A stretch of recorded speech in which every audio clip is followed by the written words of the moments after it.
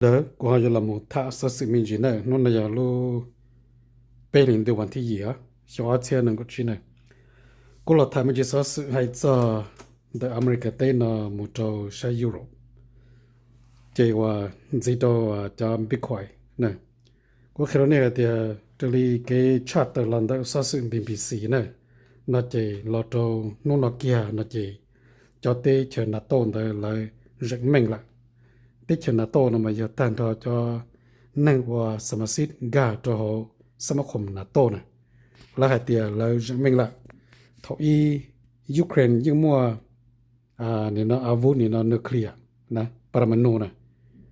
จะชิมาเสดหายเตียมุขันเดทั่วเชมาเสดที่เรื่องการันตีเรื่องความปลอดภัยที่เรื่องสันติภาพจอนี่นะยูเครนจะว่าจะยูเครนตัวที่เรื่องตัวมัวขอโครงการนี่นะปรมาณูช็อตTorche, la torche la. Ukraine tele chuma parmanu ti thane to king. Jela chan no la tong ga Ukraine cha te chau sanu to na yurota. Tie to ke Ukraine te chau la. Je yarin da ta shina la chin chang ha. Dali BBC hai na je la chin chang la je. La choro te chau nya to samakhom Europe da na je. La shia cha samasit da na tong da na je. La ni ya tom ban ye i ban ye che kan to ko na. Tong bo na. 有了么我那 clear 有了么我的跑我们只挖起了我领的呢才领的那啥他的奥多么还真的发给呢这发给有是那叫那 clear 了么帮干 Euro 但是嘛看到这 Russia 还的 no 搞知道那个搞那个么一个大当家好多人的呢就找那个你说的就有人的他的背多么那中农那给那这这边 BBC 到查到那这叫公号เราเชื่อจะสมาชิกเนี่ยโตนะโตนะแต่ทอจะติดเชื้อยุโรปได้นะจีแล้วปีช่างเราจะสิ่งนั้นปนนี่หรอช่างว่าจีเราจะมาดูจะละมัวตัวจอกับตาเนี่ยวิลาจังตัวให้ที่ยาวตรงนี้น้อนะจียิ่งอยู่จุ่มว่าสงครามโลกซิเกี่ยตัวชิตัวมุลีนะจีลำบากเลยเนอะจีแล้วว่าช่างเราเตะไม่ตู้มินใจ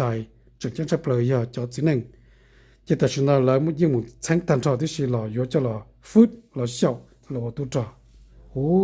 总裁的来哟，今天有么做了点呢？这里叫了视频，但กูดูแข่งมากูยิงปอลินเอาเถอะให้เตียส่งคำลอกที่เรายิงยอปีใช้ยูโรตัวเตียจะต่อเดินนะหายังยาลินเถอะนะ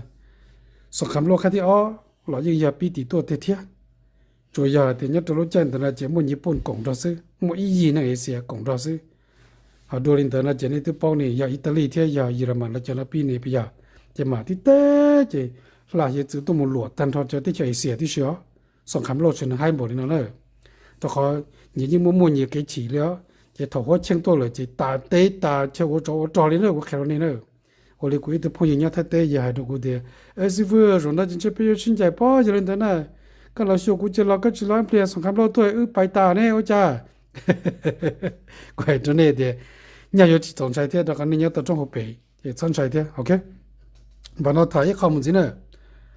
ข้อมูลสินะกูถ่ายจากบิตคอยน์เนี่ยเราตอนนั้นมาที่นู้นนะเจ้า President Donald Trump ตัวสินได้สินคำสั่งมวนบิตคอยน์จะเราไว้ขอ cash reserve ตัวอเมริกาได้ละยัดตาละมาแล้วมุกูนะแล้วมุกูจะเราเนี่ยอเมริการู้ที่เชิญเนาะอเมริกาจะเนี่ยทั้งมงกี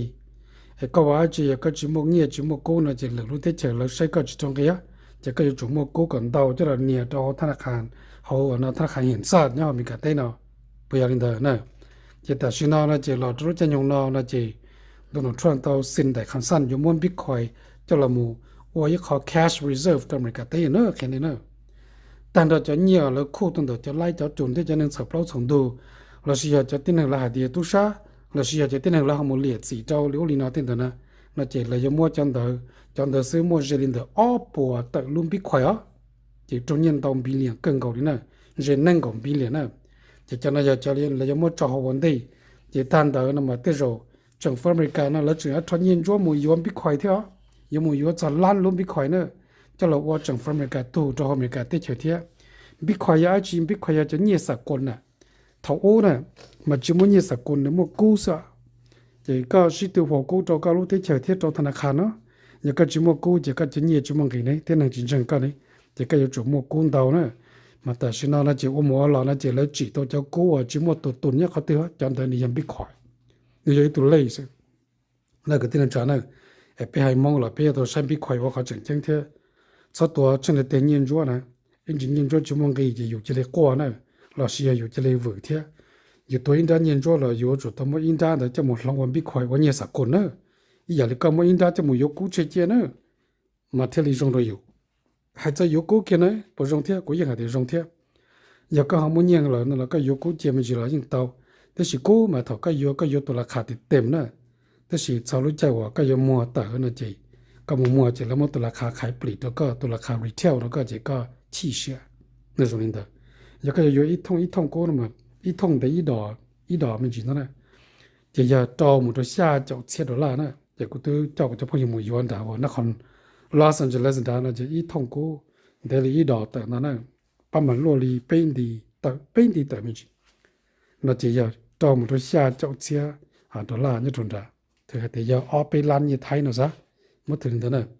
一个是要接领导了，用到的是为了干个有工领导那么，有主要干嘛抽时天了，弄个时了干嘛抽时，没抽老那么，个天里啥有领导，还要个这里有接手那么，个还只保上天，个属于比快，别的比快那么你要购车的是你要通过啊，只么多돈야个的。